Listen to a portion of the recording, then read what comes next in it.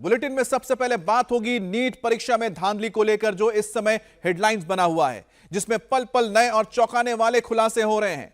Patna police की पूछताछ में आरोपी कैंडिडेट अनुराग यादव ने बड़ा खुलासा किया।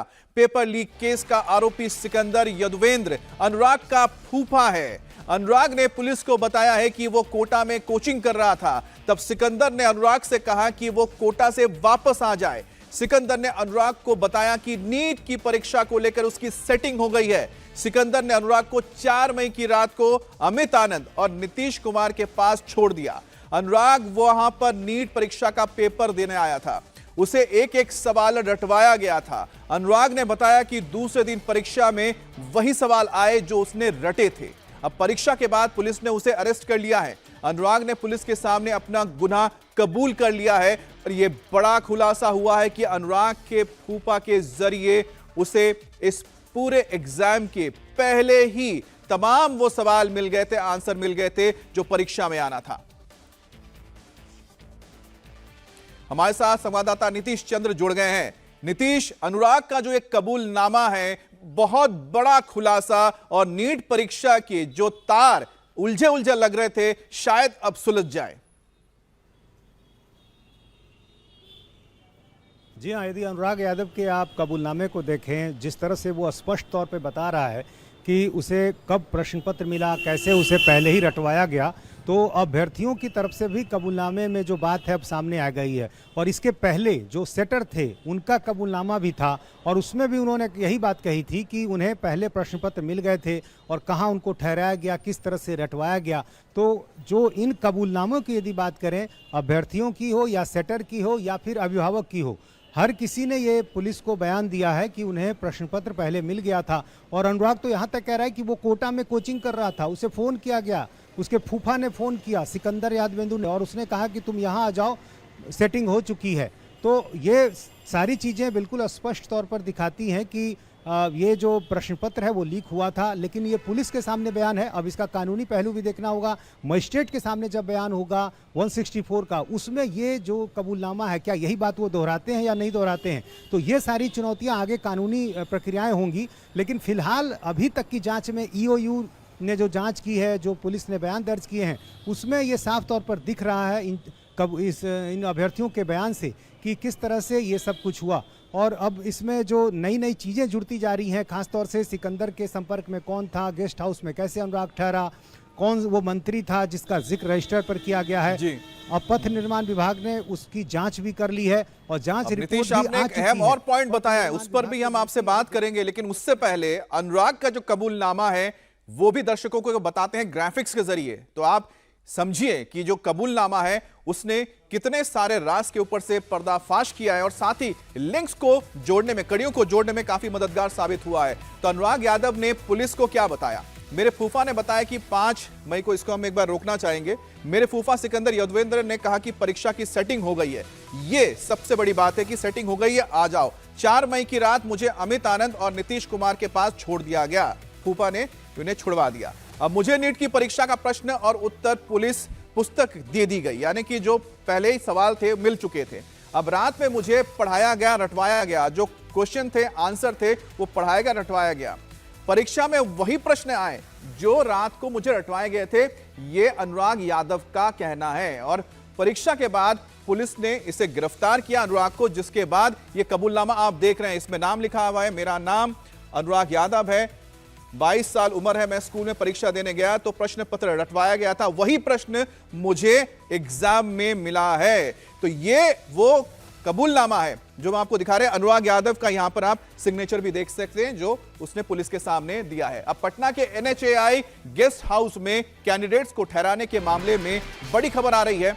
NHAI के गेस्ट हाउस में कैंडिडेट्स को कमरा देने के मामले में जो रिपोर्ट सामने आई है, उस रिपोर्ट में इस बात का जिक्र है कि अनुराग यादव को आखिर किसने ठहराया था, पेपर लीक के आरोपी अनुराग ने किस मंत्री से मदद ली थी, उस बात का भी रिपोर्ट में खुलासा हुआ है। आज डिप्टी सीएम विजय सिन्हा इसको लेकर प्रेस कॉन्फ्रेंस कर सकते हैं। नीतीश, आखिरकार किसके कहने पर अनुराग यादव को NHAI के गेस्ट हाउस में ठहराया गया? जो रजिस्टर है जिसमें आप जिक्र कर रहे हैं कि मंत्री जी लिखा है, कौन है? आखिरकार क्या खुलासा होने जा रहा है आज? देखिए, इसको लेकर पथ निर्माण विभाग ने एक जांच टीम गठित की थी, क्योंकि जिस मंत्री जी का जब शब्द आया तो जाहिर है आमतौर पर ये जो सीधा आरोप है वर्तमान मंत्री पे जाता है, और वर्तमान मंत्री हैं विजय सिन्हा जो डिप्टी सीएम हैं। तो ऐसे में विजय सिन्हा पर चूंकि आरोप लग रहा था तो उन्होंने इसको लेकर जांच टीम गठित की और एक शीर्ष अधिकारी को इस बात की जिम्मेदारी दी। मुझे सूत्रों से ये पता चला है कि जांच टीम की रिपोर्ट आ गई है, और उस रिपोर्ट में इस बात का जिक्र भी है कि वो मंत्री कौन है, यानी कहां से फोन आया, किसने बुकिंग कराई। अनुराग यादव के रजिस्टर में यदि मंत्री लिखा है तो वो किसके लिए है, जो लेटर नंबर 440 जो जारी हुआ वो किसके लिए है, N10 कमरे में ठहरा तो आखिर वो कौन व्यक्ति था जिसने अनुराग यादव को NHI के गेस्ट हाउस में ठहरा दिया, सिकंदर यादवेंदु का किससे रिश्ता है, ये तमाम वो सारे सवाल उठने लगे। तो अब जांच रिपोर्ट आ चुकी है और ये जानकारी आ रही है कि विजय सिन्हा डिप्टी सीएम खुद इसको सार्वजनिक कर सकते हैं, इस बारे में अपनी बात रख सकते हैं। इससे पहले भी उन्होंने जो बातें रखी हैं उसमें उन्होंने कहा है कि तेजस्वी यादव के PS से काफ़ी करीबी रिश्ता है, उनके रिश्तेदार हैं सिकंदर, और उस रिश्ते की वजह से ये समझा गया कि आखिर तेजस्वी यादव के घर तक सिकंदर यादवेंदु की जो पहुंच है वो दिखाई देने लगी, क्योंकि उसके PS उसके रिश्तेदार हैं। अब जाहिर है ये सारी बातें जब सामने आई हैं तो अब इस कहानी ने एक तरह से नया मोड़ ले लिया है। कहें सियासत तो हो ही रही है, लेकिन जो जांच का एंगल है वो भी अब बदल सकता है, क्योंकि इसके तार जो हैं अब तेजस्वी यादव के घर से जुड़ते नजर आ रहे हैं, क्योंकि तेजस्वी यादव का जो PS है वो उनका रिश्तेदार है। तो अब ये देखना होगा कि जांच रिपोर्ट में जब बात आती है तो क्या बात आती है, जो आज खुलासा होगा विजय सिन्हा जो डिप्टी सीएम है बिहार के, वो तो करेंगे खुलासा। लेकिन जैसा आप भी बता रहे हैं कि तेजस्वी यादव का इसमें नाम आना, तो ऐसे में जो पूरा मामला है सियासी तौर पे और गरमाएगा। और नीट पेपर लीक के पटना के NHAI गेस्ट हाउस से जो बड़ी चर्चा में मामला आया है, आखिर 4 मई को किसके कहने पर छात्रों को NHAI के इस गेस्ट हाउस में रखा गया था, यह भी आपको बताते हैं। आरोपी सिकंदर यजुवेंद्र का बयान आया है। गेस्ट हाउस के रजिस्टर में अनुराग के आगे मंत्री जी लिखा हुआ है। अब रिश्तेदार अनुराग यादव के लिए गेस्ट हाउस बुक कराया गया था। आखिर किस मंत्री के रेफरेंस से यह पूरा कमरा मिला था, N10 कमरा किसके नाम पर आखिरकार बुक हुआ था। अब आरोपी जो है सिकंदर यदुवेंद्र, बताया जा रहा है कि इनका रिश्ता है, बड़े जो नेता हैं बिहार के उनके साथ हैं, और रिश्तेदार जो हैं अनुराग यादव के यानी कि फूफा जी होते हैं। कौन? सिकंदर यदुवेंद्र जो है अनुराग के फूफा जी हैं, और फूफा जी के कहने पर ही वो पटना आया था। फिर उसने यही तैयारी की, उसे प्रश्न पहले मिल गए थे, रटवाया गया, उसके बाद वही हुबहू बताया जा रहा है प्रश्न उसको मिला है नीट के एग्जाम में। अब नीट पेपर लीक में गिरफ्तार आरोपी कैंडिडेट अनुराग यादव को उसके फूफा सिकंदर ने NHAI के गेस्ट हाउस में ठहरा दिया। हैरानी की बात तो यह है कि आखिरकार अनुराग यादव NHAI के गेस्ट हाउस में ठहर रहा था। आरोपी सिकंदर के सारे जो साले हैं, बेटा है अनुराग यादव, ये कहना है। सिकंदर जो है उनके साले के बेटे हैं अनुराग, तो उनके फूफा जी हुए। अब अनुराग यादव के आगे जो है ब्रैकेट में मंत्री जी लिखा हुआ था। अब ये मंत्री जी जो लिखा हुआ है, यही सबसे बड़ी बात है कौन? 4 मई को 12:40 पर गेस्ट हाउस में अनुराग पहुंचा था। उसके बाद मंत्री जी के नाम पे जो सिफारिश पे जो कमरा मिला N10, उस पे आके अनुराग ठहरा था। पेपर लीक के गिरफ्तार आरोपी सिकंदर की तूती किस तरह से बोलती है, उसका क्या जलवा था, वो भी हम आपको बताते हैं। सिकंदर जल संसाधन विभाग का अधिकारी था। अब सोचिए कि जल संसाधन विभाग का अधिकारी, दानापुर नगर परिषद का जूनियर इंजीनियर, और शिकायत पर सस्पेंड हुआ था। लेकिन अपनी पहुंच से इसने नगर विकास विभाग में अपनी तैनाती करवा ली। आसपास के 4 इलाकों का प्रभार भी मिल गया। 10 दिन के अंदर दोबारा बहाली भी हो गई। तो यह रुतबा है सिकंदर यदुवेंद्र का, यानी कि जिसको सस्पेंड कर दिया गया है, जो जल संसाधन विभाग में था, वो अपनी पहुंच से कहां पहुंचता है? नगर विकास विभाग में आता है। 4 एरियाज भी अपने एरिया में ले लेता है, कब्जे में ले लेता है। अब नीट परीक्षा को लेकर बवाल थमता नहीं है। इस बीच एक और परीक्षा को लेकर NTA विवादों में घिर गया है। UGC नेट की परीक्षा में गड़बड़ी के बाद अब केंद्र सरकार ने बड़ा फैसला लिया। UGC नेट एग्जाम को गड़बड़ी के इनपुट मिलने के बाद रद्द कर दिया गया है। शिक्षा मंत्रालय ने परीक्षा को रद्द कर दिया और साथ ही साथ इस मामले की जांच अब CBI को सौंप दी गई है। इसके साथ ही यह भी ऐलान कर दिया गया है कि UGC नेट परीक्षा के नए सिरे से आयोजन होगा, यानी कि फिर से एग्जाम करवाया जाएगा। शिक्षा मंत्रालय का यह फैसला नीट एग्जाम को लेकर भी जारी विवाद के बीच आया है और छात्र लगातार पेपर कैंसिल करने की मांग पर अड़े हुए हैं, नीट के जो छात्र हैं। वहीं आज 8 याचिकाओं पर सुप्रीम कोर्ट में सुनवाई होगी। इन याचिकाओं में से एक याचिका कम्युनिस्ट पार्टी की इकाई एसएफआई यानी कि स्टूडेंट्स फेडरेशन ऑफ इंडिया की तरफ से दाखिल की गई है। इसके साथ ही कोर्ट 20 छात्रों की तरफ से दाखिल की गई याचिकाओं पर सुनवाई करेगा, जिसमें परीक्षा की जांच सीबीआई या फिर दूसरी ऐसी एजेंसी से सुप्रीम कोर्ट की निगरानी में कराए जाने की मांग की गई है।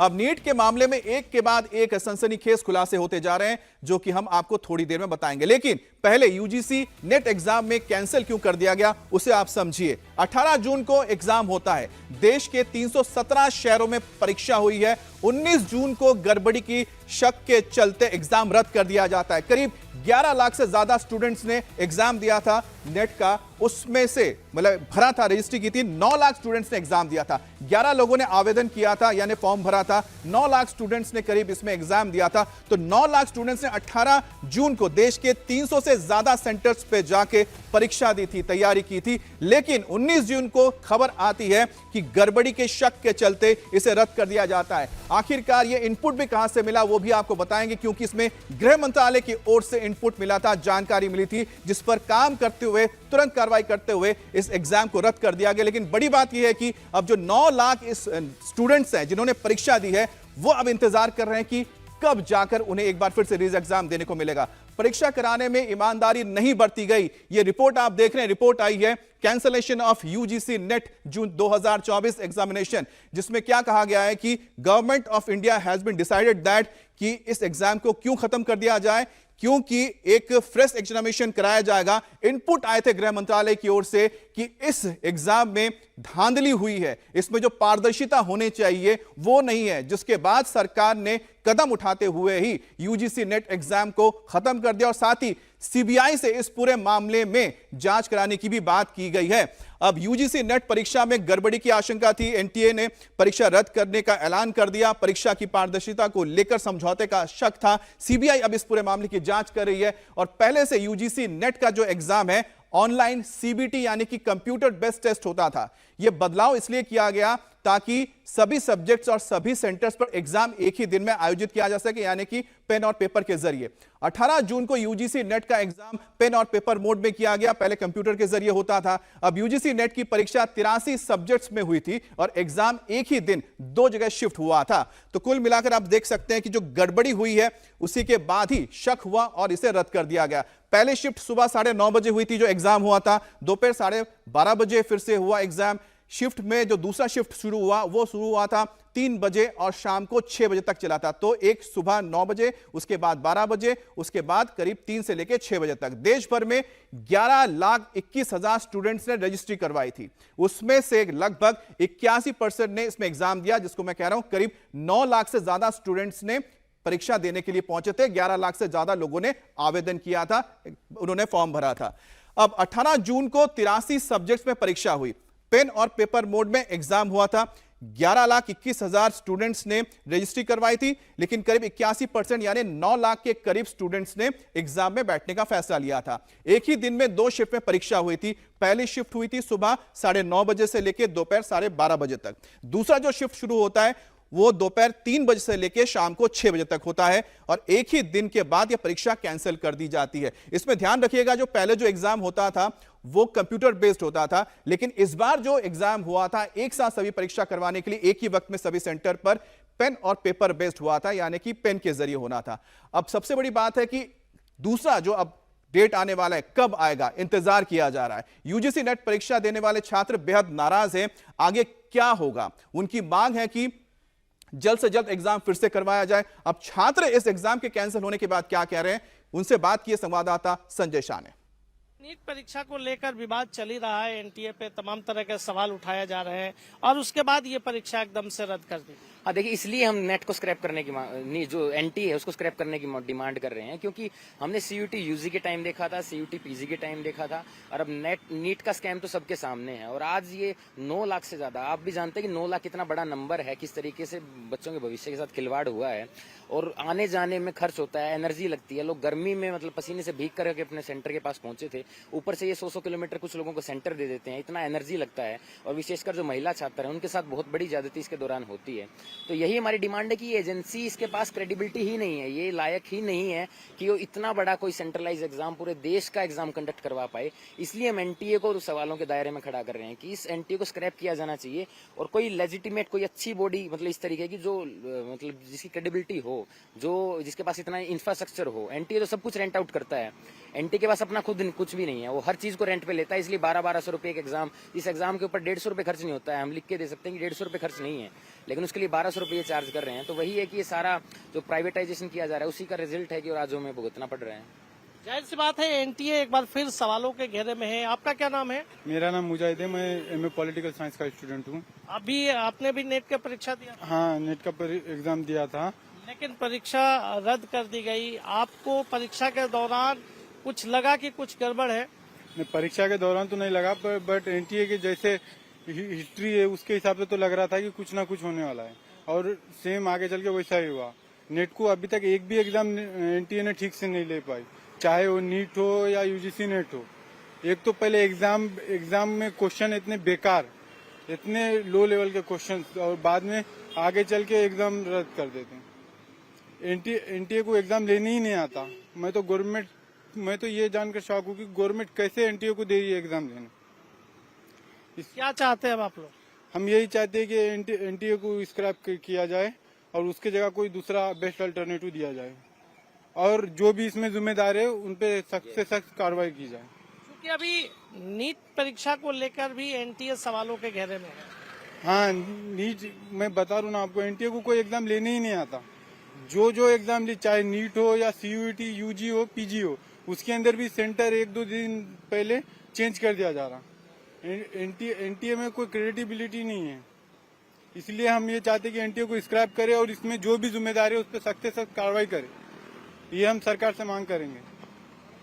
इस तरह के 9 लाख करीब छात्र हैं जिन लोगों ने परीक्षा में भाग लिया था, और परीक्षा रद्द होने के बाद एक बार फिर एनटीए सवालों के घेरे में है और छात्रों की मांग है कि इनके खिलाफ सख्त से सख्त कार्रवाई की जाए। कैमरा पर्सन राहुल ध्यानी के साथ संजय शाह, इंडिया टीवी, दिल्ली।